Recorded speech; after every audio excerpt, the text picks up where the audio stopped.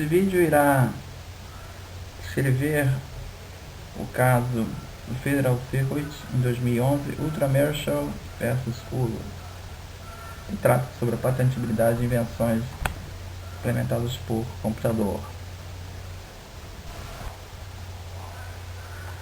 A patente trata de um método para a distribuição de material protegido por copyright, por exemplo, músicas, filmes, livros, pela internet, em que o consumidor recebe o produto protegido por copyright gratuitamente, em troca dele ver um anúncio em que o anunciante paga pelo material copyright. Então, a patente em questão trata de reivindicações de método para a distribuição de produtos copyright pela internet. A ideia principal da invenção é que o consumidor recebe o produto de copyright em troca por ver o anúncio. E isso através de um esquema particular de monetização que é invisível ao usuário. A reivindicação em então, é do tipo: método para distribuição de produtos pela internet através de um facilitador, compreendendo o dito método, etapas de: primeira etapa para receber de um servidor de conteúdo produtos de mídia que são protegidos por direitos de propriedade intelectual e que estão disponíveis para compra, em que o dito meio produto sendo ao menos um dado de texto, música e vídeo, e outras etapas. A Ultra Marshall processou a Hulu, YouTube e o Wild alegando infração da sua patente. Hulu e o YouTube chegaram a acordo com a Ultra Marshall. Então, no YouTube você pode ver que em alguns vídeos, antes de apresentar o vídeo, você vê uma espécie de uma propaganda, né? Aparece uma propaganda para você e segue mais ou menos essa patente aqui. Ou seja, você vai apresentar um conteúdo protegido por copyright, antes você é apresentado uma propaganda e que você, depois de assistir a propaganda, você tem acesso ao conteúdo. Quer dizer, esse anunciante é que está pagando pelo conteúdo que você não está pagando. Na Corte Distrital, ela rejeitou as reivindicações da Ultra Marshall por não entender elas como sendo patenteáveis pelo artigo 101 da lei americana. Foi rejeitada a patente da Ultra Marshall. A Ultra Marshall entrou com recurso e o Federal Circuit analisou a questão. Bom, o Federal Circuit começa analisando aqui a seção 101 da lei americana de patentes. Ela diz aquilo que pode ser protegido por patente. Então, qualquer pessoa que invente ou descubra qualquer novo e útil processo, máquina, manufatura ou composição da matéria, ou qualquer novo e útil aperfeiçoamento dos mesmos, poderá obter uma patente para o mesmo, atendindo as condições desse título. Então, você veja que a lei estabelece 4 categorias estatutárias: processo, máquina, manufatura, composição da matéria. Se a tua criação se enquadrar em qualquer uma dessas 4, ele passa pelo primeiro crivo do artigo 101. Depois ele terá de passar pelo crivo de novidade e de utilidade e os outros demais, com não obviedade, enfim, do título. A Corte observa que, no caso Bilski, na Suprema Corte, o juiz havia chamado a atenção que, ao escolher termos tão expansivos, modificados pela partícula qualquer, que vem logo do qualquer novo o útil aperfeiçoamento dos mesmos, o Congresso claramente quis dar um escopo amplo para essa categoria. Ou seja, a ideia do legislador era contemplar o maior número possível de invenções nesse parágrafo 101 da lei americana. Ademais, a lei de patentes tem como objetivo estimular a inovação e o uso de categorias amplas, inclusivas, de matéria patenteável atenderia a esse objetivo. Então a ideia desse artigo não é ser restritivo, é ser amplo. A Corte também chamou a atenção que, ao direcionar a atenção aos critérios substantivos, novidade e utilidade, que vem logo depois, a leitura do parágrafo 101 torna claro que as categorias, essas quatro categorias, na verdade elas são uns filtros grosso modo. Ou seja, a ideia dessas quatro categorias é ser interpretada da maneira mais ampla possível. São filtros só quando não der mesmo é que você está excluindo.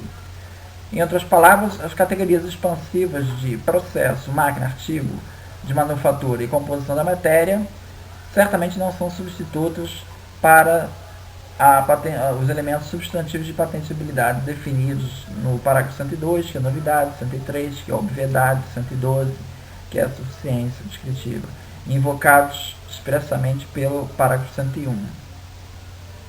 Ademais, a lei americana ela não fornece uma lista de categorias que sejam excluídas, tal como, por exemplo, a lei da Convenção Europeia de Patentes, no artigo 52, que tem lá uma lista de categorias excluídas de invenção. Ou na lei brasileira, o artigo 10. Na lei americana não há isso. Isso sugere que qualquer avanço técnico seja protegido por patente, exceto as categorias criadas judicialmente. Então você vê que a lei americana não estabelece exceções, mas o judiciário estabeleceu exceções. E o judiciário estabeleceu 3 categorias consideradas exceções, como estando fora do artigo 101. São leis da natureza, fenômenos naturais e ideias abstratas. Essas 3 categorias não está escrito na lei americana em nenhum lugar, mas é assim como a Suprema Corte tem interpretado o artigo 101. Ou seja, leis da natureza, fenômenos naturais e ideias abstratas estão fora da patentabilidade, porque não se tratam de coisas que possam ser inventadas. Com relação a ideias abstratas, ela gera um conjunto diferente de problemas de interpretação, particularmente com relação à categoria de processo. Ou seja, existe muita discussão saber o que poderia ser um processo patenteável, o que seria uma ideia abstrata não patenteável, uma vez que as duas guardam muita similaridade. Tudo isso é o Federal Circuit falando. Ele vai então discorrer então sobre essa questão da categoria de processo, que é onde estaria maior problema para você rejeitar essa patente da Ultramershal, que é uma reivindicação de método. Bom, na verdade a Suprema Corte recentemente examinou essa definição de processo e entendeu que o significado comum de método pode incluir mesmo método de fazer negócio. Ou seja, mesmo no caso do Bilski, ele diz que um método de fazer negócio, apesar de que o método ali proposto em Bilski foi rejeitado como ideia abstrata, ele não deu uma regra geral para isso. Ou seja, métodos de fazer negócios podem até ser patenteáveis. Isso foi dito no caso Bilski da Suprema Corte. Uma maneira de lidar com essa limite de abstração não estatutário, a Corte definiu um critério chamado Machine or Transformation para detectar a patenteabilidade de um processo. Esse Machine or Transformation basicamente é se você tem uma máquina especial, particular, para executar esse processo, ou se esse processo provoca uma transformação dos estados da matéria, então isso é um indicativo de que esse processo não está no domínio da ideia abstrata, ele é um processo que pode ser patenteado. Bom, Bilski diz o seguinte: esse Machine or Transformation é um bom teste, é útil, é uma pista importante, uma ferramenta investigativa, mas ele não é o único teste para decidir se uma invenção é patenteável. Ainda então, sobre a questão das ideias abstratas, a Corte chama a atenção que ideias abstratas não são patenteáveis, mas a aplicação de uma ideia abstrata pode merecer a proteção de patente. E aí faz referência a outras decisões da Suprema Corte, como Diamond Deere, em que uma aplicação de uma lei da natureza ou fórmula matemática em uma estrutura conhecida ou processo pode muito bem ser merecedora da proteção por patente. E em Parker e Floch, enquanto uma verdade científica ou expressão matemática dessa verdade não é em uma invenção patenteável, uma estrutura útil e nova criada com a ajuda do conhecimento científico pode ser. Então você vê que Parker e Floch está se referindo a uma estrutura útil e nova criada. Então Parker e Floch ele não está muito ligado na questão do método, não abordou. Agora Diamond Deere ele faz uma referência direta aos processos. Ou seja, um processo que constitui a aplicação de uma lei da natureza, ele pode merecer a proteção patentária. Voltando à patente da Ultramershal, trata-se de um método de monetização e distribuição de material protegido por copyright através da internet. Bom, pela definição de um processo, a Corte entende que isso está dentro da categoria de 101, do parágrafo seção 101, ou seja, o que o Ultramershal está pedindo é um processo, um método, então ele se encaixa no 101. A questão que resta saber é se ela entra na exclusão de ideia abstrata definida pelo Judiciário.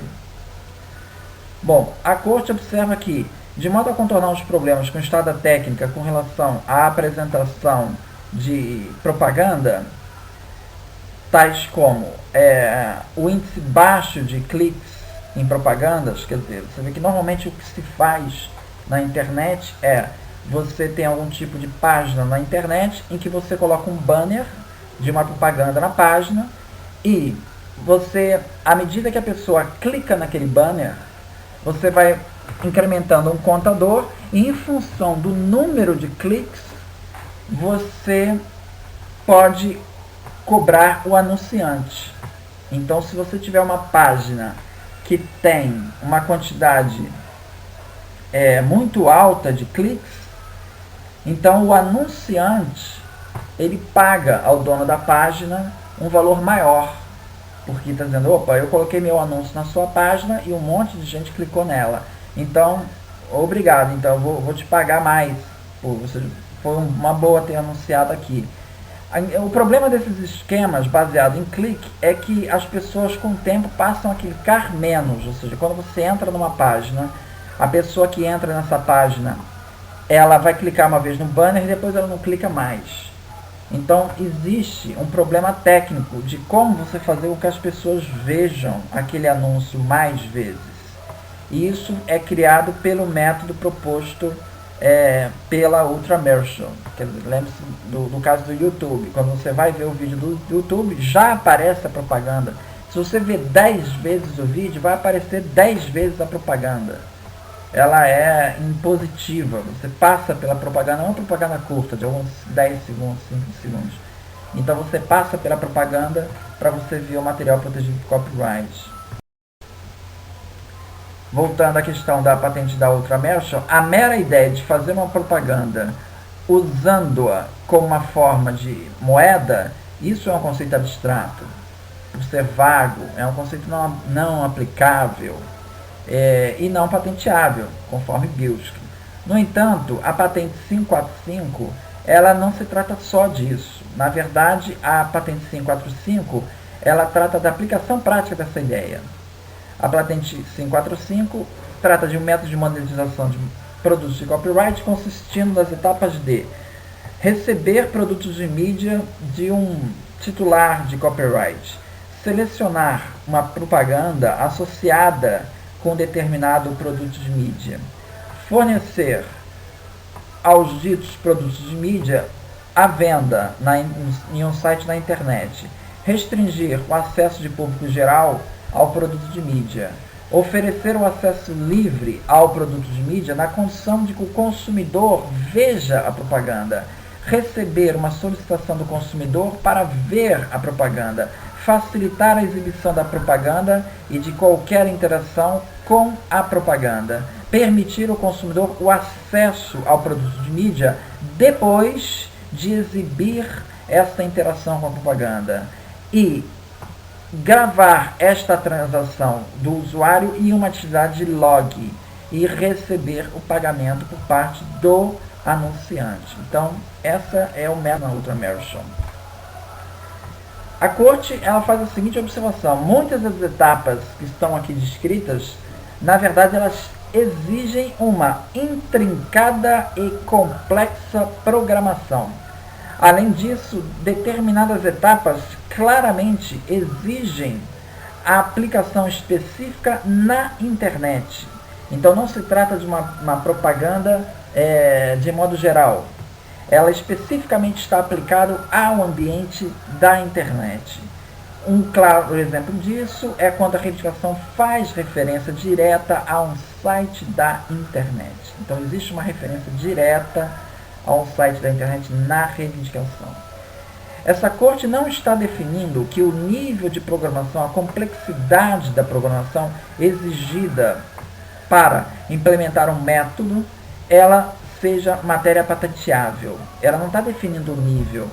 Nem esta corte está sustentando que o uso de um website na internet para executar esse método seja necessário ou suficiente para satisfazer os critérios do 101. Essa corte simplesmente está dizendo que estas reivindicações aqui, elas são patenteáveis por causa desses fatores. Ou seja, você tem uma complexa programação e você tem a aplicação restrita a ambiente de internet, como se trata de uma ideia abstrata. Essa corte entende que a reivindicação em termos amplos, tal como aparece na patente, de modo que não especifica um mecanismo particular para a distribuição do conteúdo ao consumidor, ele não fala se esse conteúdo é distribuído por FTP, por e-mail, por streaming, ele não detalha isso. Essa falta de especificidade não torna a reivindicação abstrata. Assumindo que a patente proporciona uma descrição suficiente para um técnico no assunto realizar a invenção e atender ao critério de suficiência descritiva, a relatório descritivo não precisa detalhar essas instrumentalidades particulares para cada etapa do processo. Então a gente está assumindo que download de FTP, e-mail, streaming, tudo isso são coisas que um técnico no assunto tem conhecimento disso. Então ele não vai ter maiores dificuldades de implementar isso, não há necessidade de entrar em maiores detalhamentos. Isso não torna a reivindicação abstrata. Então, finalmente, a Corte Federal Circuit conclui que essa reivindicação não se trata de um algoritmo matemático, não se trata de uma série de etapas puramente mentais ou não guarda nenhuma similaridade com o conceito abstrato.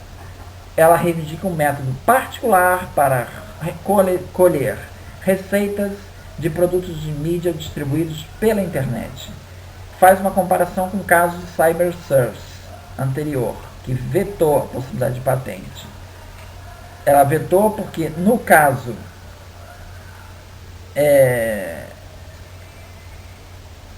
agora de Tramershaw, trata-se de uma aplicação prática de um conceito geral de propaganda como moeda. E não se encaixa, então, e se encaixa, portanto, na... Bom, esse caso do Tramershaw, ele tem sido bastante criticado por ter sido